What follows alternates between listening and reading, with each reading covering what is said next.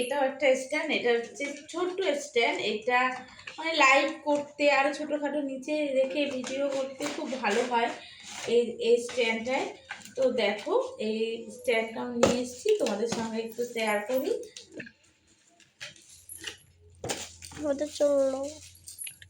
তো এই দেখো এটা এরকম বড় হয় এগুলো, এটা তো জানোই তোমরা।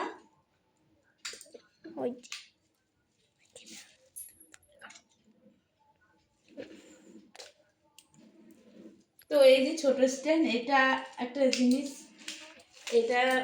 এটাও তোমাদের দাদাভাই গিফট করেছে। তো দাঁড়াও, তো এইটা হলো ফাইনালি, এটা আমার শোনার জন্য, এটা আমার শোনার জন্য।